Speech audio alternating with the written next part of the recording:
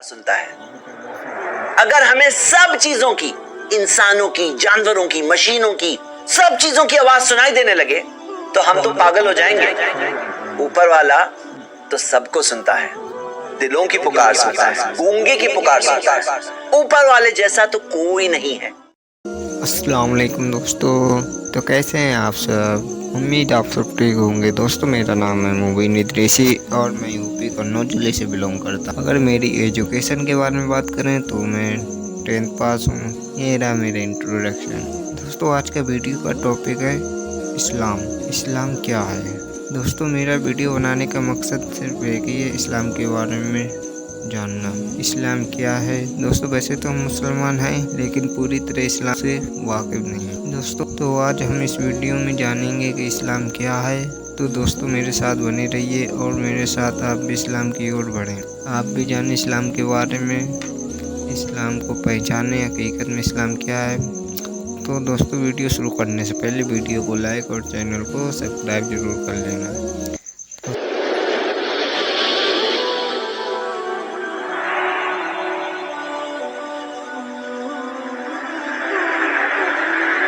इस्लाम का नाम तो आप बार बार सुनते ही होंगे, लेकिन इस्लाम है क्या?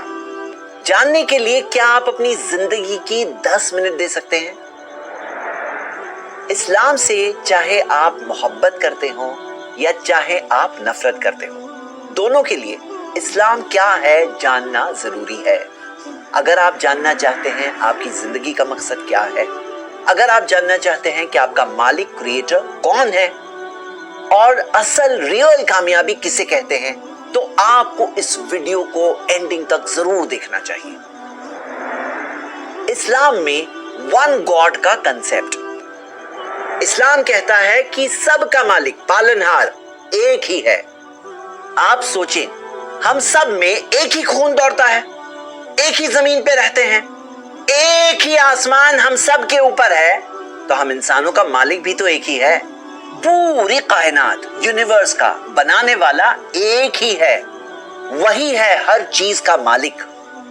आप सोचो, एक छोटी सी गाड़ी में अगर 2 ड्राइवर्स हो जाएं, तो हर चीज दरहम बरहम हो जाएगी। इस कायनात में अगर एक से ज्यादा चलाने वाले होते तो पूरा कंफ्यूजन हो जाता। इस्लाम कहता है कि उस पालनहार के जैसा कोई नहीं है। सोचें, ये बड़ी कायनात, आसमान और जमीन की हर चीज, हमारी अपनी बॉडीज, एक सेल के अंदर की पूरी डिजाइन, यहां तक आके डीएनए के अंदर की कोडिंग, सब ये बात की गवाही देते हैं कि इनका क्रिएटर है और वो क्रिएटर बहुत इल्म वाला है, बहुत ताकत वाला है, कंट्रोल वाला है, बिल्कुल परफेक्ट है, उसके जैसा कोई नहीं है। इंसानों की ये आदत होती है कि जब किसी की तारीफ करते हैं तो उस इंसान को गॉड का दर्जा दे देते हैं, लेकिन हकीकत तो यह है कि हम इंसान एक टाइम पर 2 लोगों की भी बात नहीं सुन सकते हैं। ऊपर वाला तो करोड़ों की पुकार सुनता है। अगर हमें सब चीजों की, इंसानों की, जानवरों की, मशीनों की, सब चीजों की आवाज सुनाई देने लगे तो हम तो पागल हो जाएंगे। ऊपर वाला तो सबको सुनता है, दिलों की पुकार सुनता है, गूंगे की पुकार सुनता है। ऊपर वाले जैसा तो कोई नहीं है, उसके बराबर भी कोई नहीं, उस जैसा भी कोई नहीं है।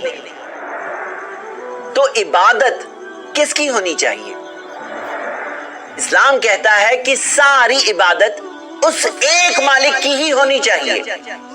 अब एक बात सोचिए, जब सब चीजों का बनाने वाला एक ही है, मालिक वही है, चलाने वाला वही है, तो हमारी सारी इबादत पर, वर्शिप पर, पूजा, उपासना, बंदगी पर किसका हक है?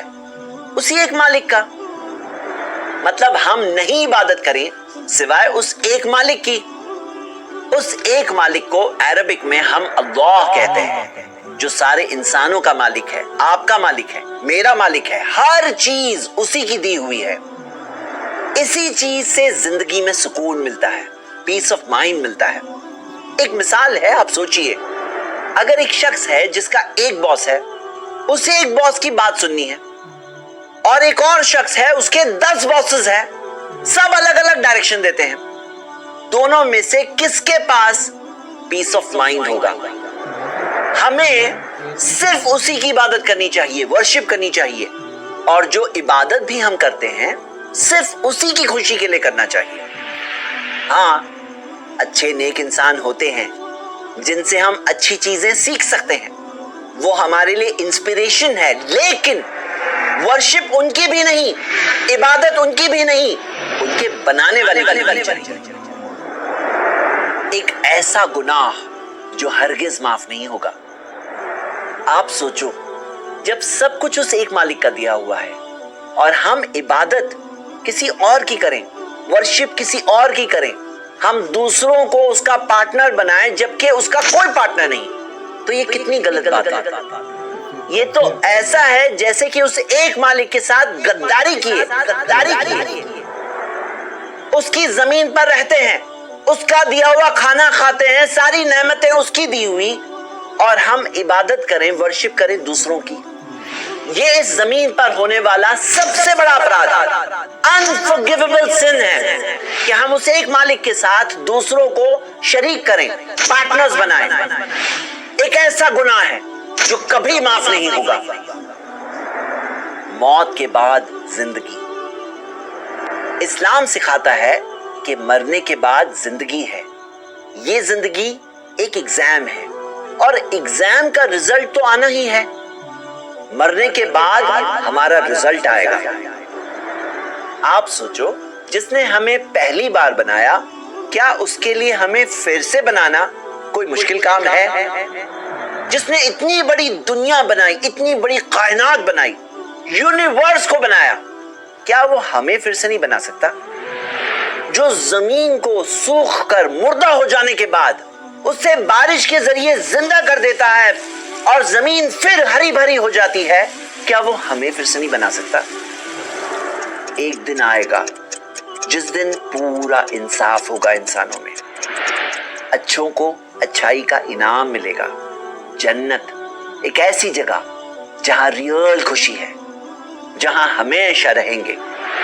और अगर बुरा किए हैं, हक को देखकर समझकर, सच्चाई को देखकर समझकर इनकार किए हैं, तो उसका अंजाम भी हमारे सामने आएगा।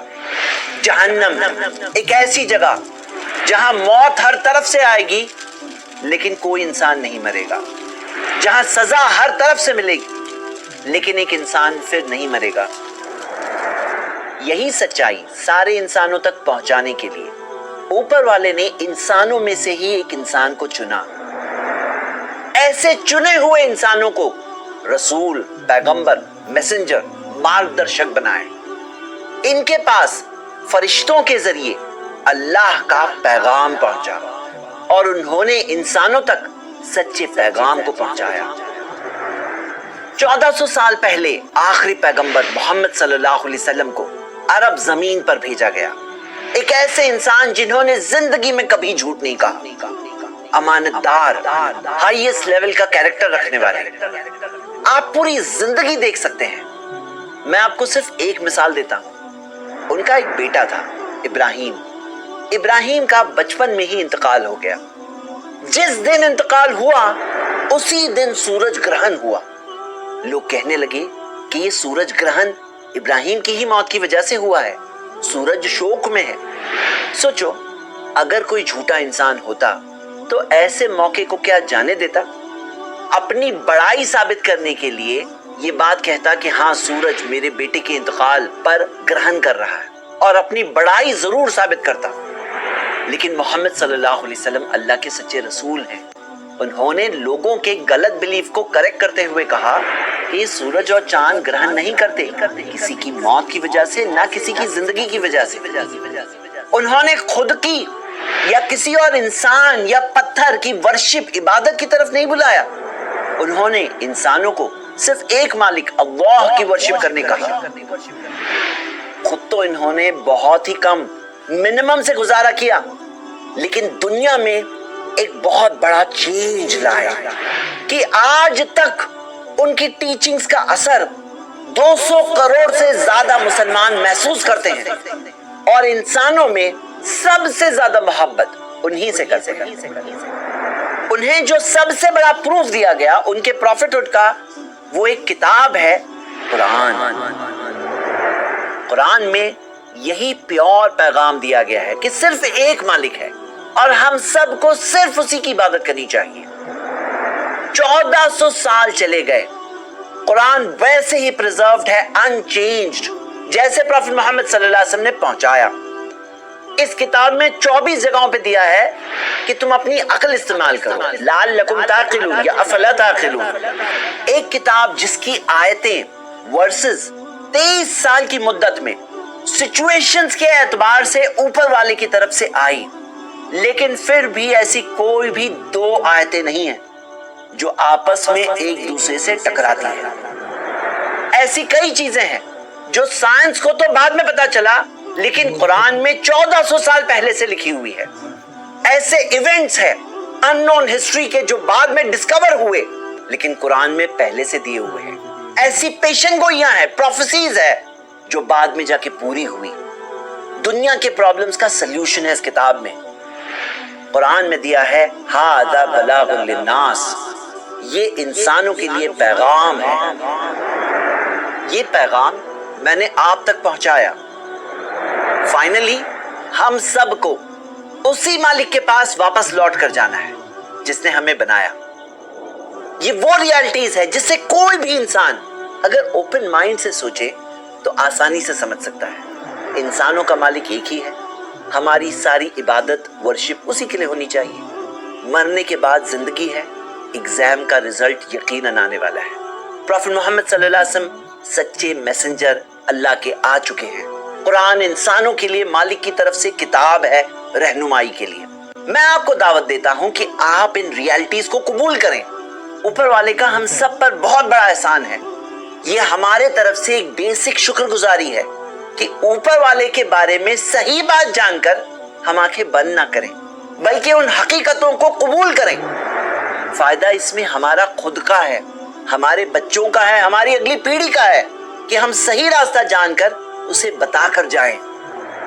میں آپ کو دعوت دیتا ہوں کہ آپ اپنی مرضی کو اپنی مالک کی مرضی کے آگے سرنڈر کریں۔